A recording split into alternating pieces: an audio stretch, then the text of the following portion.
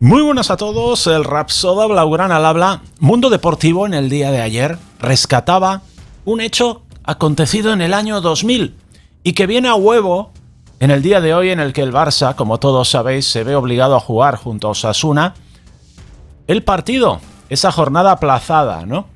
Hoy a la noche, 9 en Montjuic. A pesar de que todos sabéis que ninguno de los dos equipos quería, pero ahí la federación se mantuvo inflexible, a pesar de obligar a jugar al Barça sin Ronald Araujo y Rafinha en una clara adulteración del campeonato. Entonces este artículo nos viene a huevo y vais a alucinar. Nos viene a alucinar cuando la federación se postró ante el Real Madrid, una federación dirigida en aquel entonces por Ángel María Villar. ¿Pero qué dices, Rapsoda? ¿Qué dices? Si Trunks RM, Juanma Rodríguez, Mandzulian Kosetic, José Luis Sánchez y toda esta gente, Pedrerol, me han dicho que hay Villarato,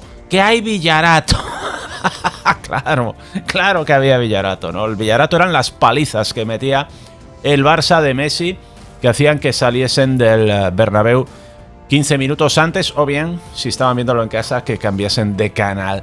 Atentos a cómo se comportaba entonces la Federación Española en una situación similar, ¿no? Os leo aquí el artículo, estáis viendo aquí a Nicolás Anelka, la estrella que habían fichado el año antes.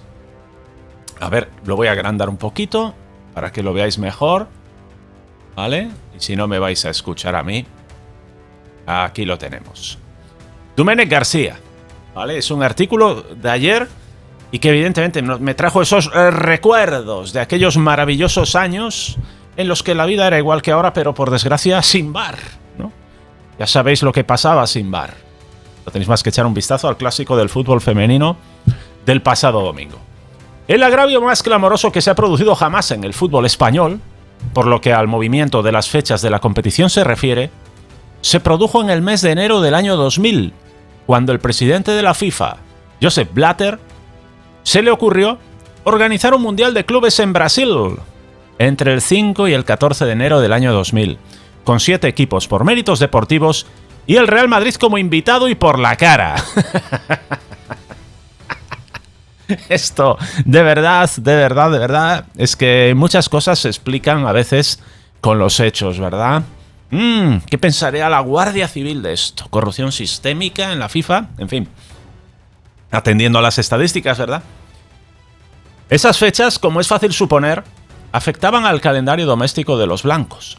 Pero la federación les sirvió a la carta la solución e hizo los cambios oportunos en el calendario, lo que fue una monstruosidad si nos atenemos a lo que se hace ahora para perjudicar al Barça. Entre los citados días, en lugar de ir a la pachanga de Brasil, el Real Madrid debía jugar 2 partidos de liga, contra Betis y Valladolid. Los dos se cambiaron de fecha, pero no a unas fechas normales, atentos de verdad porque esto es increíble, sino a unas fechas con partidos de la selección española. Atentos a lo que viene, chicos, atentos. A tal efecto, el seleccionador y madridista José Antonio Camacho no seleccionó ningún jugador del Real Madrid. ¿Os imagináis qué pasaría, ahora en la Liga Española si se le ocurre a Luis de la Fuente hacer algo parecido con el Barça para echarle una mano? ¿Os lo imagináis? Sí, ¿verdad? Sí. Hasta ahí llegó la osadía del presidente federativo, Ángel Villar, el del Villarato, que le habéis visto con la camiseta del Real Madrid en alguna que otra fotografía por las redes. Y de su lacayo, el secretario general Gerardo González. Villar llegó a afirmar que lo hacía por el bien del fútbol español. Una frase propia de los años 50. De dictadura fiel espejo del Real, ¿no? Nos dice aquí Domènec. Villar dejó a entender, al explicar la barbaridad que iba a cometer, que incluso la selección era nada o muy poco para impedir los intereses de los blancos. Así, el martes 25 de enero, una vez concluido el Mundial de Blatter, el Real Madrid se enfrentó al Betis en el partido aplazado, mientras al día siguiente España jugaba contra Polonia. Vaya cachondeo, chicos. Vaya cachondeo. Oye, si tuviéramos una federación española así de fútbol, podríamos haber puesto el Barça Osasuna pues este domingo pasado, ¿verdad? Por ejemplo. ¡Qué vergüenza! El segundo partido de Liga ante el Valladolid debía jugarse el 22 de febrero, en vísperas de otro partido de la selección, esta vez ante Croacia. Pero este partido, al final, acabó jugándose una semana antes, en fecha de Copa del Rey, porque el Valladolid había sido eliminado de dicha competición. Aquí no han esperado a lo que suceda con la Copa del Rey, pero atentos a esto, atentos a lo que pasa ahora aquí con la Copa del Rey. Pero, ¿y el Real Madrid?, se pregunta. ¿Cuándo disputó su eliminatoria de 16avos de final de Copa, que también quedaba pisada por el Mundial de Clubes? Muy fácil. Villar y su secretario tomaron el camino de en medio. Se la regalaron y problema resuelto. ¡Villarato! ¡Villarato, me dice Roncero! Y Trunks RM y Raulito. En las redes. Esta es la gente que te informa. Esta es la gente que te informa y te toma el pelo todos los días, barcelonista. Villar mató 2 pájaros de un tiro a base de supeditar la selección al Madrid y regalar por decreto la eliminatoria de 16avos de final, que sí disputaron los restantes equipos de primera.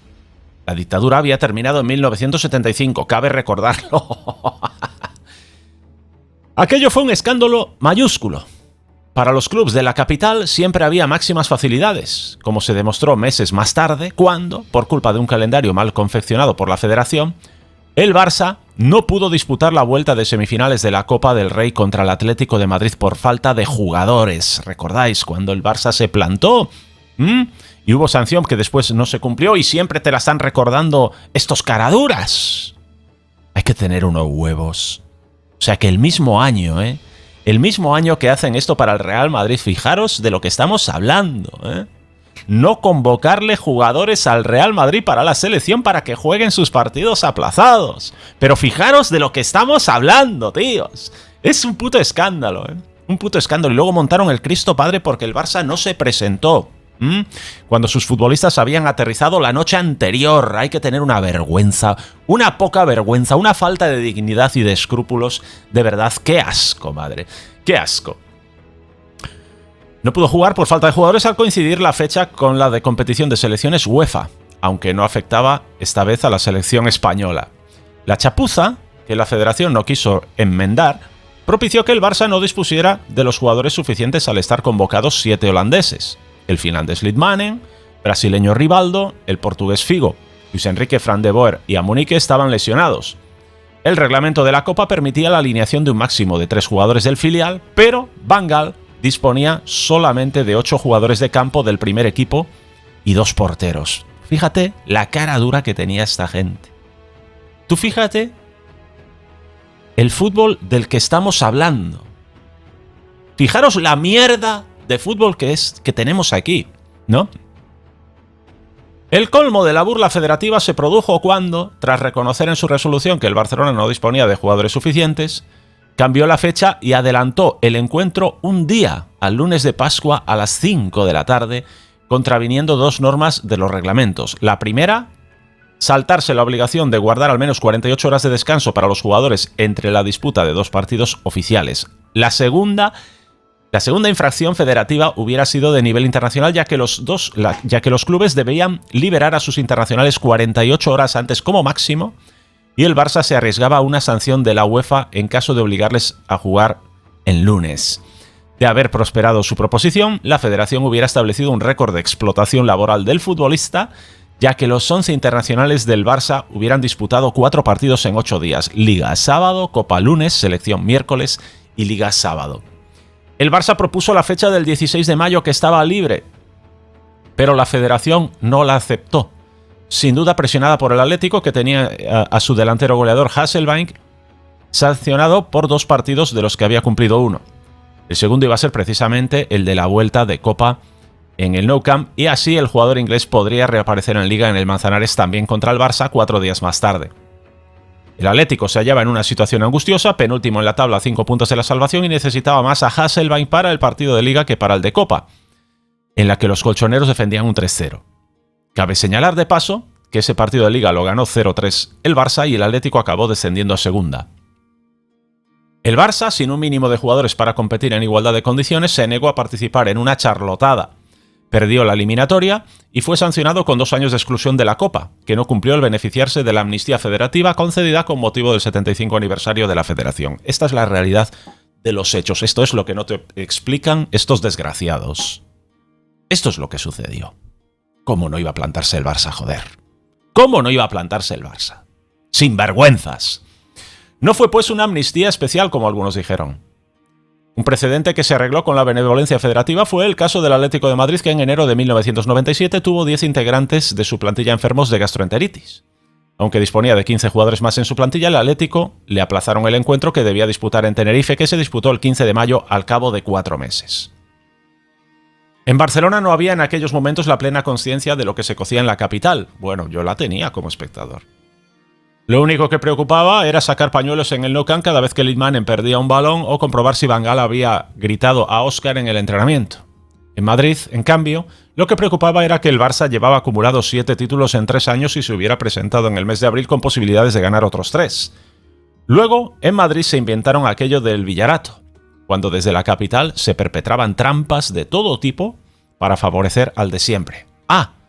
El Real acabó cuarto en aquella competición que había que dignificar el fútbol español, tras perder la final de consolación ante el Necaxa mexicano por penaltis. Bueno, espectacular artículo de Domènec García, que me trae unos recuerdos imborrables, y efectivamente esto sucedió tal cual él lo cuenta. Este era el fútbol español, el de Villar. El del Villarato, sí. Pero ¿cómo le vas a hacer caso a esta gente que te habla de Villarato?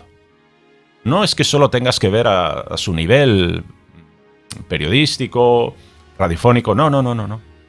Basta con ver sus pintas. Que Dios me perdone, pero basta con ver sus pintas. Es que no hace falta nada más.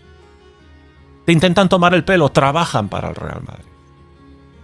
Trabajan en pro del Real Madrid, en este estercolero, mucho antes, lo era mucho más antes, mucho más era antes un estercolero llamado fútbol español. Fijaros, qué fácil sería todo si al Barça pues no le hubiesen convocado para la selección a todos los jugadores nacionales. Probablemente este pasado domingo, el día del España-Holanda, podríamos haber presenciado tranquilamente y como Dios manda, un Barça-Osasuna. Un fuerte abrazo del Rapsoda Blaugrana. Nos vemos en el próximo vídeo. ¡Vamos!